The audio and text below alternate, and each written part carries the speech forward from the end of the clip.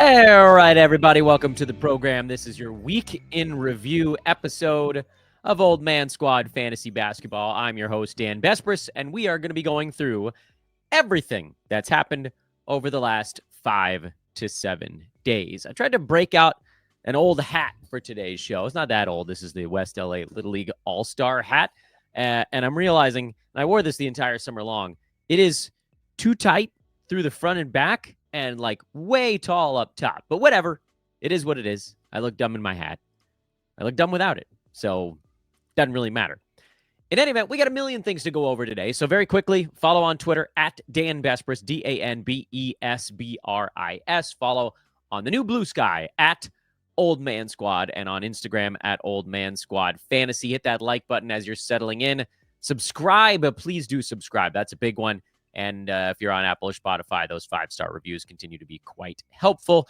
BetOnline is the world's most trusted betting platform and your number one source for online betting. From the earliest odds to in-game live betting, BetOnline provides you with all the action and the ability to watch the games as they happen. Head to BetOnline today to get in on the action with America's most trusted site for online wagering, with the largest selection of odds on everything from football to basketball to NHL to UFC and MMA. BetOnline, the game starts here. Why wait? It's week 5 in review. More fun to be had, more players to be rotated on and off of our rosters. You guys already know where to find us on social media, so I don't need to repeat those things for you. Those that are watching, you guys can see it written on the screen. Let's just get into the injury replacements. I like to do my 20-second spiel on this. We do the injury replacement list first, so that way when you guys are like, why isn't so-and-so on the ads board? Now you know. So we get all these names out of the way. These are the players that have stepped into a larger role due to someone else on their team getting hurt or missing games for whatever reason. And so then these guys have jumped from behind the cut line in front of it. These are generally ordered by confidence. As you guys know, we have that free Google sheet. The link is in the show description. That's got the injury report. Good job, Dan. You're clearly doing well this week. That has the injury replacement board, also known as the burger board, organized by 3 burgers, 2, 1, and 0 burgers. That's how confident I am in how much they're going to eat on a given night. Within those different distinctive groups, there isn't much separating the guys. So like this list that you're looking at right now or about to listen to, the first 4 names happen to be the 2 burger guys, but like distinguishing between them is inconsequential. I'll do my best to try to separate them for you here. Klay Thompson is the first name on the board. Luka Doncic is out for at least a week. And this is what we talked about all preseason long. I had Klay Thompson as a guy that was not going to post fantasy value until one of the 2 main usage dudes on his team went down. Guess what? One of them went down. So this is the time. Klay's shooting 40% from the field on 12.5 shots per game. We know that he needs to get over 14 shots up to get top 100 value. He will likely do that while Luka is on the shelf in a way that he won't when Luka and Kyrie are both healthy.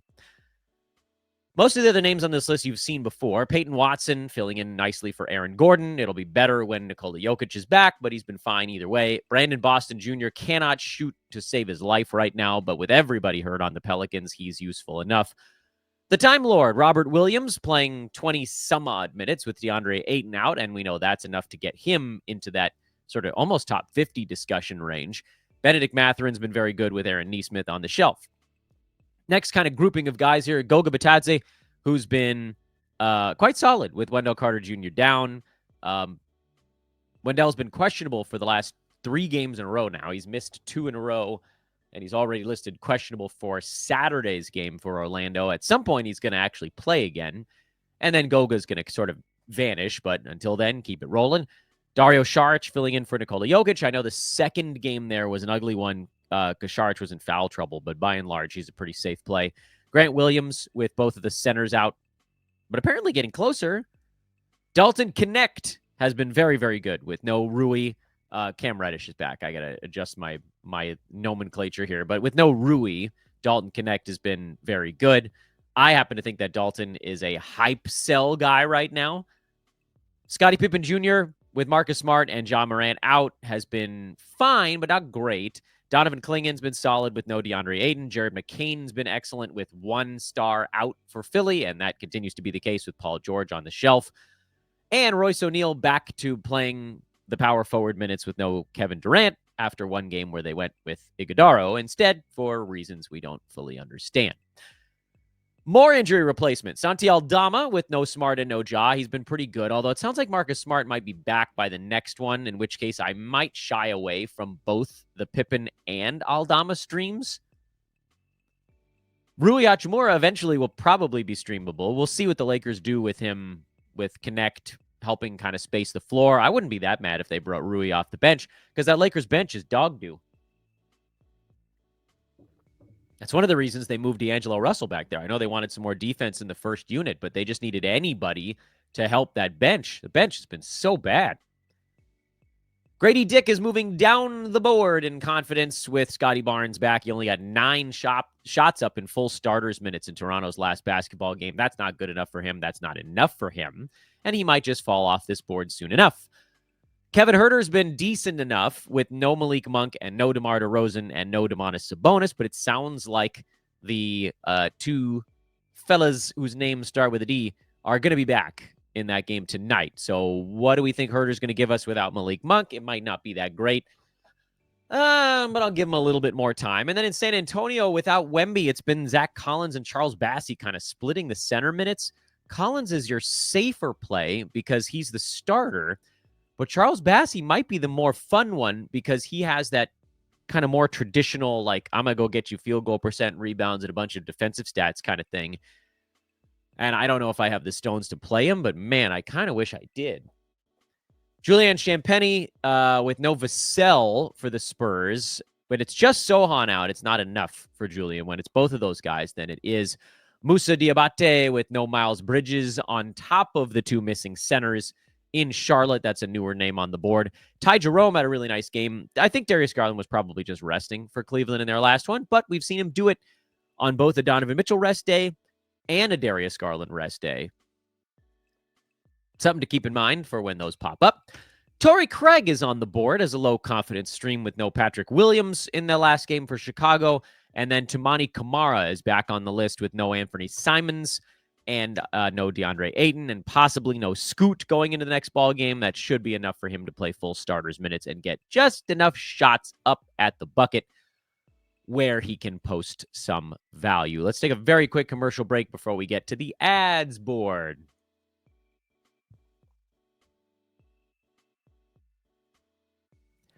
The ads board has some fresh names on it this week. We also have some retreads, and I want to start and kind of work my way backwards up the list from what those are seeing on their YouTube page.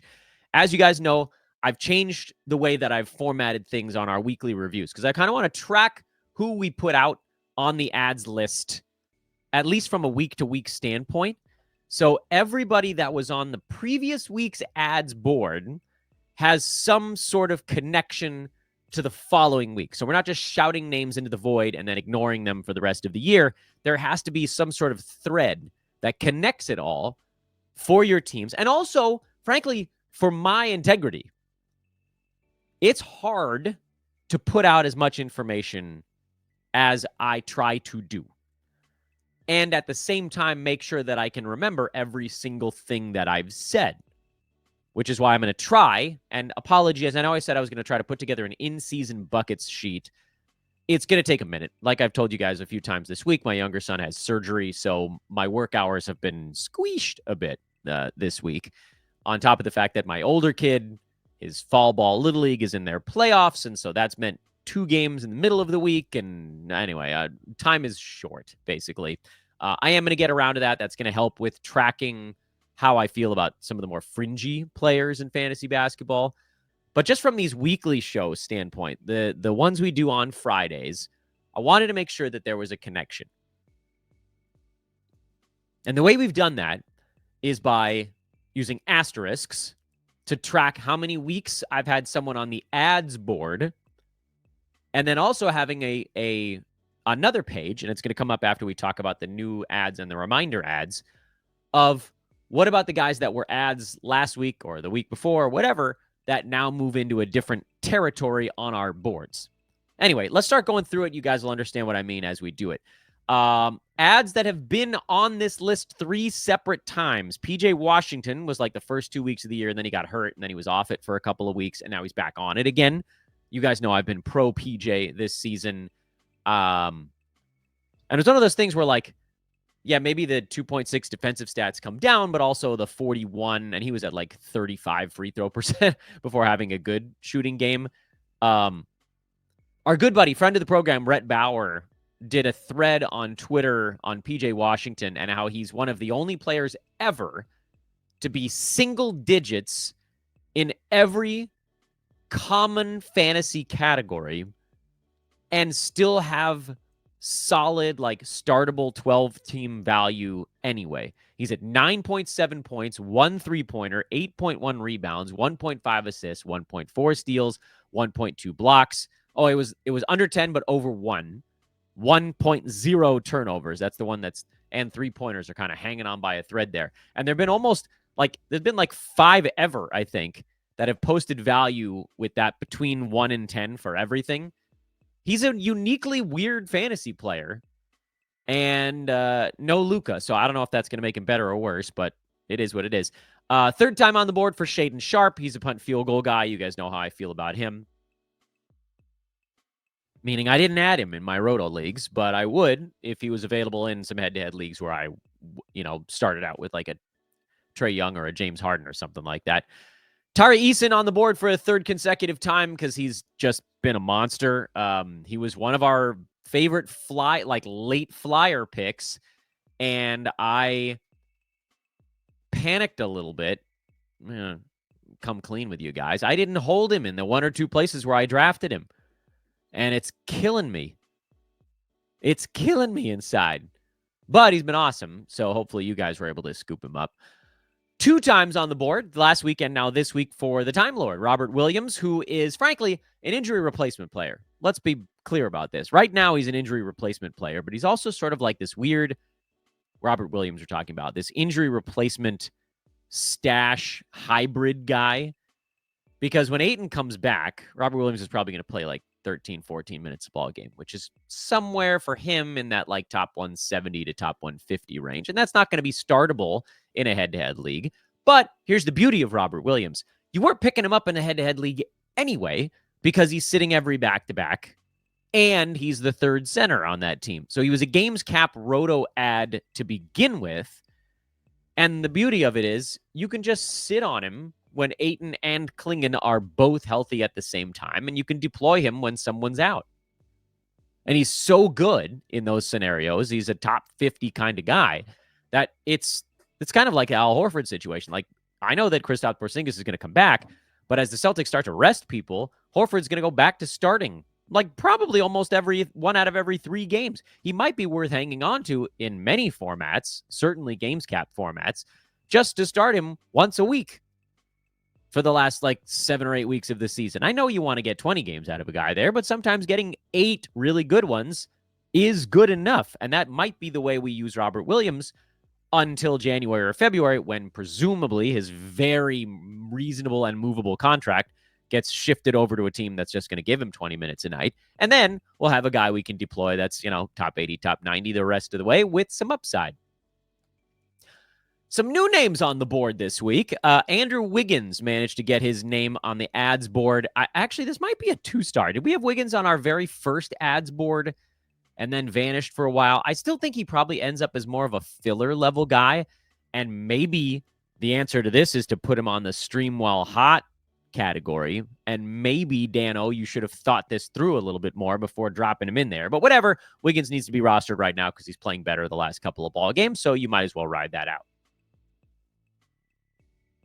Jonathan Isaac was on our watch list last week. He elevates this week to a games cap Roto ad. I know he wasn't very good against the Lakers last night, but guess what? It was the second half of a back-to-back, and he played in it, and he played 18 minutes in it. And it's the second back-to-back in a row that Jonathan Isaac, 3rd in a row, in fact, that he's played successfully somehow. It's a magical world. Okay, the first one he played 16 minutes in one game and 11 in the other. But the other two back-to-backs, he played 36 combined minutes. And in this one, he played 40. And that's what we're looking for with Isaac is 20 minutes or more. And he didn't get to 20 minutes against the Lakers, and that's fine. Again, second half of a back-to-back. But when he's gotten to 20 minutes or more this year, which has happened 4 times now, the numbers have been good. I think he has 8 blocks in those 4 games. I think he's got 5 3-pointers, 26 rebounds, something like that.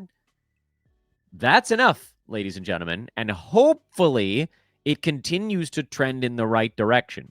I have him in a lot of GamesCap Roto leagues, and I'm trying to figure out the right times to deploy him. And I haven't fully figured it out yet, but I feel like we're getting close. Jaden McDaniels is on the ads board. Boy, he's been good lately. He's up to number 118 overall on this season. Last week, he's top 60 with some big steals numbers that are obviously not sustainable. But more than anything, with Jaden McDaniels, what I've really liked lately is that he's bothering to play offense, which feels like such a simple thing, but was not often the case for him. And even this season, like you can see the very slight upward trend line for him, and it's mostly minutes.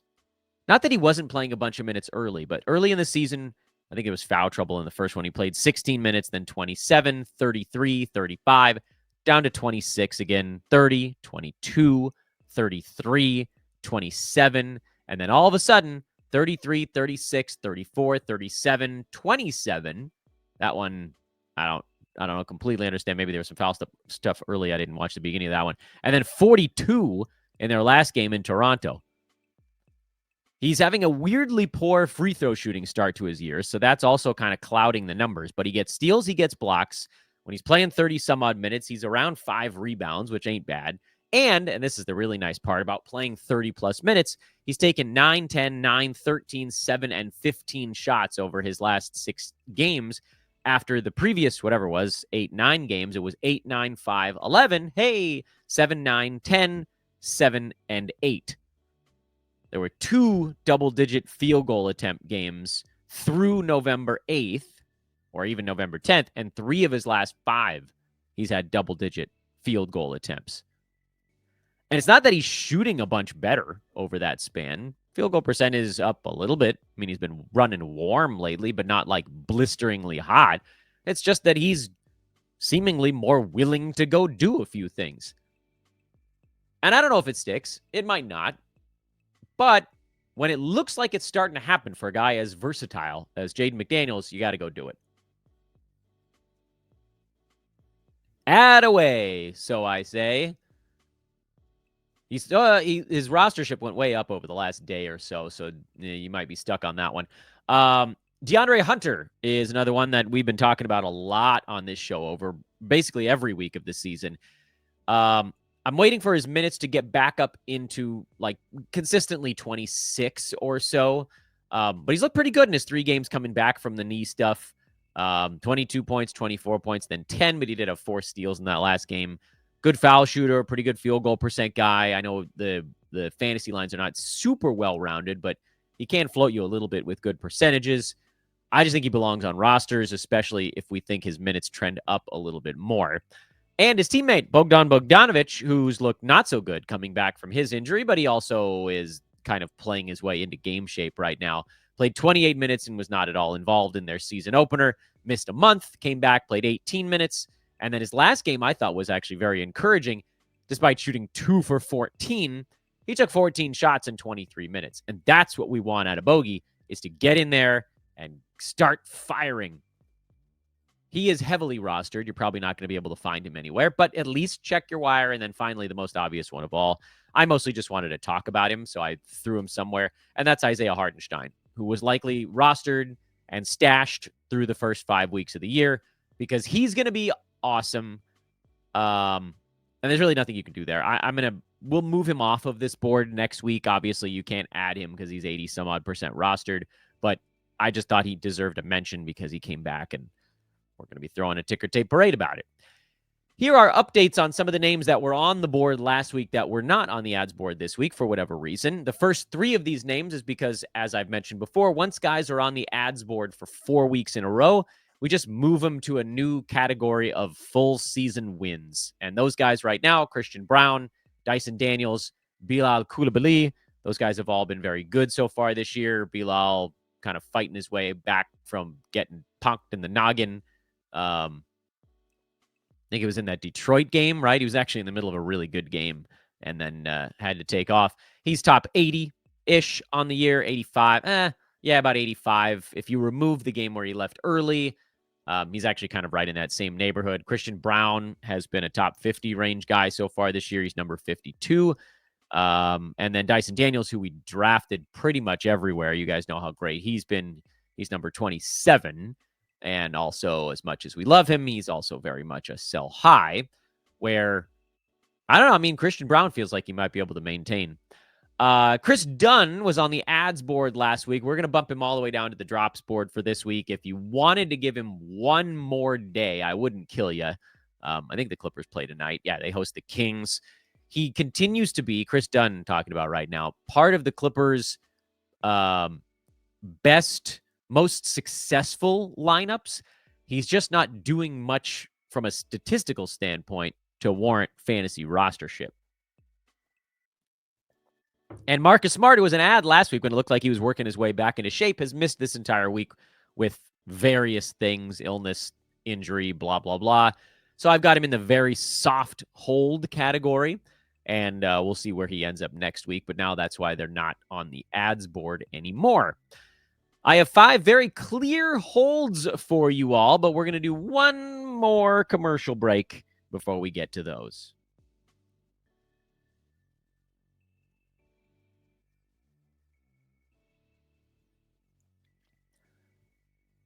All right, clear holds right now. Amen Thompson, Jonas Valanciunas, Drew Holiday, Jaden Ivey, and Punt Builds, and Mike Conley.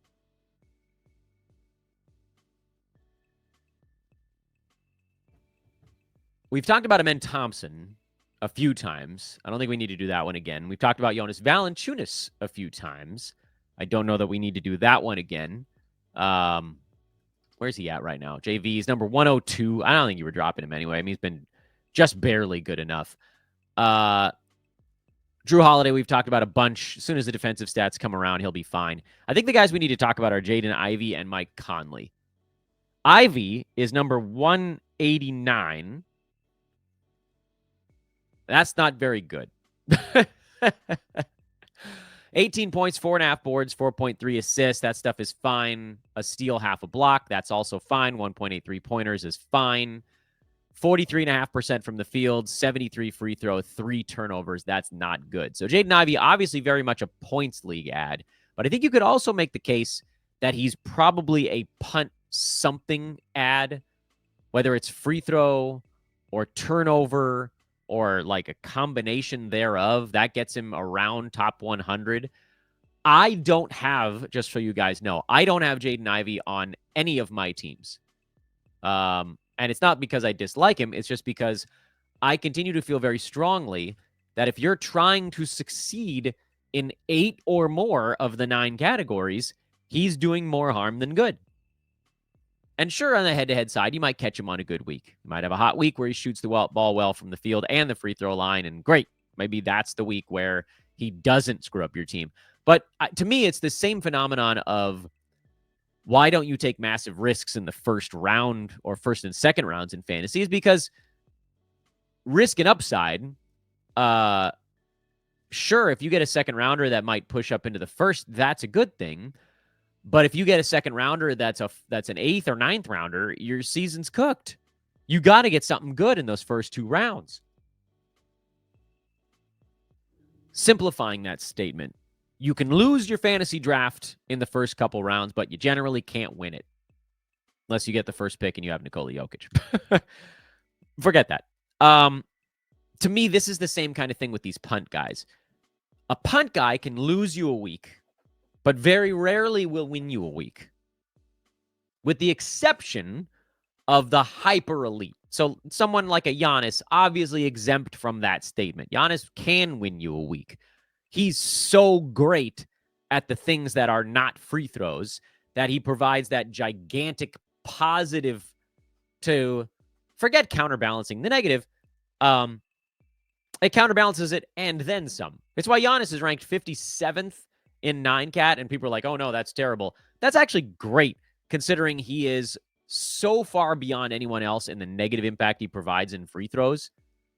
And why when you punt free throws, Giannis jumps from 57 to 4. Number 4. You know how hard it is to be that bad at one category and still be a 9-category player? How good you have to be at the other 8? Or, combination of things there. Obviously, he's not good at three-point shooting either. So don't worry about Giannis. Don't worry about, he's really the big one. There really isn't. I think Paolo was the other guy who had one category that was so bad.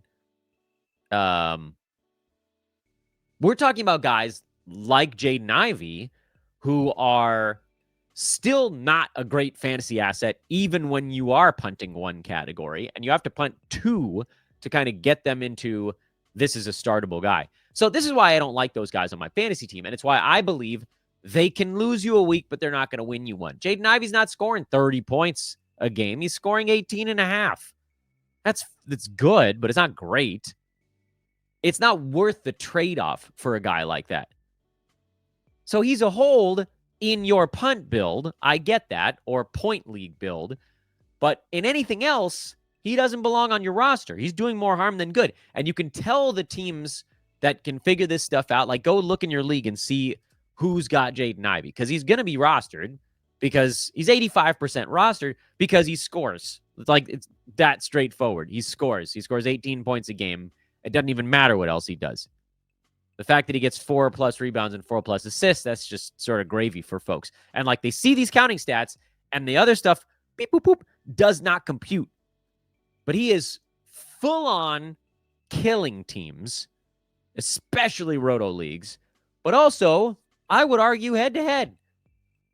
There was 1 week so far this year where he was really, really good for an entire 7-day stretch. Can't remember exactly if it lined up properly. I think it was the week of November 4th. The 4th, he shot 62% from the field. The 6th, it was 50. The 8th, it was 54. Oh, he had that game on that Sunday where he went 4 for 15. And a free throw line, he was 10 for, 16 that week? So, he also had 11 turnovers. Okay, great. You got whatever it was, 70 points out of him. The other stuff was worse. That's why the math for these guys, and again, if you remove the outliers, then the 9-category rankings can be pretty useful. Josh and I have talked about this at times. He hates the 9-category rankings. I think that there's flaws, but I think if we understand how to see them, then I still think we can probably use them, and some of that's because of my Roto background as well. Actually excited to announce that Josh and I are going to be doing a show together on Thursday, December 5th. Yeah, that's right. My Thursday. It'll be his Friday. That'll be a mailbag over on his channel. So get your questions in. And I think we're going to be yelling a little bit about why you guys all yell at us when we talk about percentages settling. It's really, we are, you're wearing us out. Friends, you're wearing us out. But one area where he and I disagree, we agree and we disagree at the same time. I believe that if you remove some of the outliers from things like a rank board, you can still use them for a lot of really good information. We just have to do a good job. We need to do a good job of making sure that all of you guys are properly informed on how to use it. Maybe that's the way that this should get framed. It's a really fun discussion because there's all these different ways of looking at it. Josh has used the -1 rankings where you're looking at players without their worst category. I think that's a really cool and informative thing to add to how you're looking at it, because that's Giannis is a top 5 guy in that type of rank board. That's great. Someone like Jaden Ivey, still not quite good enough. He needs a -2. And maybe that's another way of looking at it. If you needed punt 2 categories to be useful, I don't think you should be on a fantasy team, but I also get it. And this dude is 85% rostered. This is where my head, bow. Are this many teams punting multiple categories? I can't imagine. A bad field goal percent week from him can lose you that category. A bad free throw week from him could lose you that category in head-to-head. In a way that him scoring 23 points a game for a week is not going to win you that category. It'll help you. Anyway, that's where I sort of draw the line. And then it's so funny that, I mean, you guys are going to kill me, and rightfully so, because transitioning from a very exciting young player who can't make a shot or a free throw or keep from turning the ball over to this very crusty old veteran in Mike Conley, who I'm telling you now does belong on fantasy teams. Man, I am the most boring fantasy analyst on planet Earth, but I'm aware of my shortcomings. And here's the thing about Mike Conley. He's a 10th rounder right now. Much as you may have hated the beginning of this year for Mike, and what did he miss this last game? Sprained toe? Yeesh. Dude is playing 25 minutes a game. It's trended up thanks to 2 slightly better ball games for him. But he's still shooting 32% from the field. 32% from the field. I cannot stress enough how unsustainably poor that is. It's just not going to happen. I can say with almost every confident fiber of my being that he's not going to shoot 32% for a year. This is a guy whose career 2-point field goal percentage is 47% so far. This year, he's at 28. 3-point career number, 39. This year, he's at 34. Sure, he could have a down 3-point shooting year. He's not going to shoot that much. He's not going to shoot 28% from 2. That's like throwing a college kid into the NBA. Mike Conley's going to be fine. And the nice part is, when all of this stuff levels off and he starts to make an extra 13% of his shots, his scoring is going to go up from 7.5 to probably around 10. And the 3-pointers are going to get back over 2 again, probably. And then you look at the numbers, you're like, oh, okay, back inside the top 100. So that's why. And I get it. He's boring. And he's not a high turnovers guy. He's quite low at 1.2. Great assist to turnover, dude. But the math is the math on this type of thing. One of those guys is hurting you in ways that the other one, well, I mean, so far Conley is hurting you in field goal percent quite a lot, but at least he's not taking that many of them. But you just know when it all levels out, one of those guys, you need to be punting at least one, probably 2 things, and the other one, you don't. Here's some time to worry, guys, but I'm holding on just a little bit longer. Yusuf Nurkic back from the ankles thing. He's been sort of on and off the court, and he had a better one the last time out. Terry Rozier has been a mess, although he then said he was dealing with an injury, so hopefully that gets itself sorted out. Hang on if you can. Jabari Smith Jr., I'm actually okay with the drop. Honestly, I don't. You can drop Jabari Smith. I don't care. I think he's going to be filler. I think Terry Rozier might end up being a filler level guy also, just for whatever that's worth. Dante DiVincenzo. A lot of these guys, screw this. Let's just talk about it. I think Rozier is going to be a filler level guy. Filler meaning someone ranked between like 115 and 150. I think Jabari Smith Jr. is going to be a filler level guy. I think Dante DiVincenzo is going to be a filler level guy. I think Wendell Carter Jr. is probably going to be a filler level guy, but he looked a little bit better than that to start the year, so I'll give him the benefit of the doubt for when he comes back. Herb Jones, I'm hanging on to because the Pelicans are such a disaster that like there might be some nice wiggle room for him. D'Angelo Russell, because he's starting to figure out how to lead that bench unit, but he still cannot make a shot. It's sort of the Mike Conley argument here. Alex Sarr also can't make a shot, but we've seen the upside. Like you saw the good game for him, and it was absurd. How great was that Alex Sarr big game? I'm not talking about all the games right at the beginning of the year when he was blocking a ton of shots, because like we know he can block shots. I'm talking about the game where he went for 20 points, 7 boards, 4 steals, 3 blocks, and 3 3-pointers. That's the type of stuff you can look forward to later on in the year when he starts to figure things out a little bit. And yeah, it's bumpy on the way there, but I think you should try. Jalen Duren is on my worry list. You're going to hold on, obviously, because you drafted him too high. Sorry, guys. If you took him where he was going, it was too freaking high. Pistons media has kind of turned on Duren. You can call it Pistons Twitter, I guess, has kind of turned on Duren because his defense is bad. And I'm not talking about like the fantasy stats he puts up on defense, which historically have also not been all that great. I'm talking about the real life inability to guard people kind of defense. And so he's just losing playing time to Isaiah Stewart and other wonky lineups because he can't stop anybody. And the Pistons are kind of hanging their hat this year on being fast, tough, and athletic and stopping people.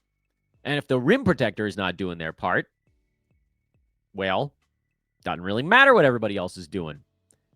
So obviously you're going to hang on. But my take on Jalen Duren right now is, and I don't think he's going to just magically fix his defense this year. Maybe over time he can start to figure out principles a little better. I just think it's going to be a little bit of a down year. So if you get a big, he had that 20 rebound game 2 games back. Next time that happens, try to move him for someone who was drafted like a round or 2 later than he was, like a Jakob Poeltl or an Ivica Zubac or something. Someone who's just a little bit safer. And then you just sort of get off the roller coaster. Colin Sexton is barely hanging on for me. He has been really annoying to roster so far this year. I think the field goal percent probably gets better, and that's one of the very small reasons I'm hanging on. But otherwise, 27 minutes a game, that's lower than we wanted. 11.5 shots a game is way lower than we wanted. An assist-to-turnover ratio that's just barely over 1-to-1. Possibly an injury to Jordan Clarkson here. Maybe that helps him a little bit. Certainly if Keontae George ever misses a ball game, that would help Sexton. But like playing almost exclusively as off-ball guy has been crummy for his fantasy value. And honestly, right now, if you dropped him, I wouldn't fault you. He's been bad. He's been fantasy bad. Who the hell were we just talking about? He's ranked 10 slots ahead of Jaden Ivey, who I just clobbered. Bub Carrington is another guy that I'm hanging on to for now. He's looked pretty good so far this year. I just kind of like his fantasy game. I'm a little worried that with Bilal back and Brogdon back, that maybe there won't just be quite as much stuff for Carrington to do. And everybody on Twitter's like, yeah, but isn't he going to play? Yeah, but you also need to like be involved. You can't just exist. And for a guy who's running point, you got to be in a position to get assists. And if Bilal's going to touch the ball more and Brogdon's going to touch it more, and obviously they got Poole and Kuzma, I just don't know if there's going to be enough for him in the short term in a way that, like, looking towards the All-Star break, yeah, that should be fun. But that's also 3 months away. Trade deadline's 3 months away. My cuts of the week are every center on the Atlanta Hawks. I know that we could try to figure out the Okongwu thing, but he's a filler-level guy right now, and he's kind of been trending down since the beginning of the year. Clint Capella is number 173 because the free throw percent has finally gotten down where we expected it to be. I don't want anything to do with these guys. Throw them all in the ocean. Jonathan Kuminga's on this list for a second week in a row, just so you guys knew how serious I was that he's bad and you don't need to roster him. And then Bobby Portis, we hardly knew ye. He's an injury replacement guy. He's number 183. He's right around those other guys we were just talking about. He needs Giannis or Portis to be down so he can get in and take an extra 3 or 4 shots, and then we could look at him. But at 24 minutes a game, it's not going to be enough.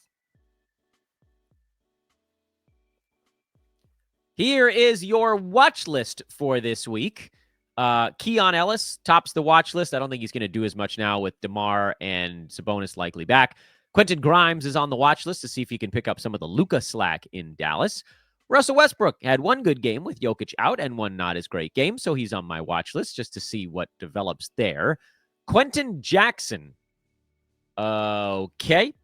He got a spot start in Indiana and had a really good ball game, but had played like a combined 60-some-odd minutes on the season prior to that explosion. So, yeah, we're going to go ahead and we're going to go watch list on that. This is technically his 3rd season in the NBA, but he's played a grand total of 19 games. Stephon Castle's on my watch list. I mean, you could put him in with Bub Carrington. You could put him in with Zachary Sachet. You could talk about these young guys that are fun and kind of learning on the fly.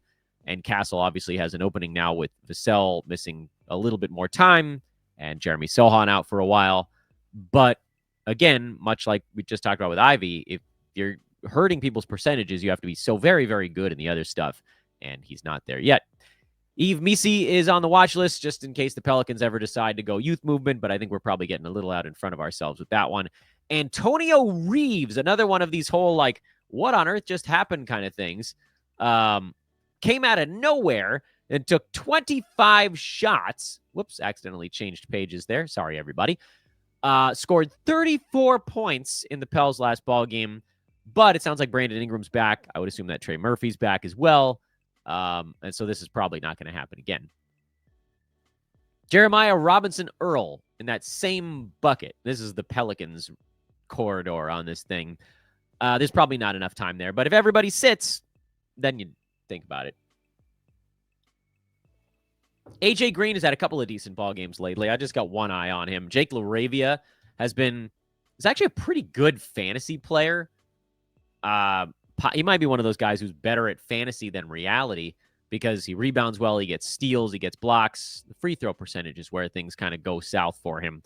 I don't think we need to do anything there, especially with the Grizzlies probably slowly, maybe a little getting slightly healthier, but keep an eye on it. And then my favorite watch list guy of all of them, well, Quentin Grimes is like kind of interested in Quentin Grimes, is Alex Caruso, who I know left the last ball game with a hip thing, but he finally hit a couple of shots to get his field goal percent over 30 for the year. He's number 157 in 19 and a half minutes a game. That's the magic of Alex Caruso. He only needs 25 minutes, but he hasn't been anywhere close to that. What if he starts hitting shots? Does that then allow the Thunder to say, okay, finally, you can jump over some of these other guys? I say 10% chance of that, but if it works, you're not going to want to miss it. So keep one eye on Caruso, just in case. And we threw one more name on the Streamwall Hot board, and that was Malik Beasley, who got hot when Tim Hardaway Jr. and Jaden Ivey went down for Detroit. Stayed warm when Ivey came back. Stayed warm when Tim Hardaway Jr. came back. But you guys know how this is going to end. It's not pretty, but he's hot right now.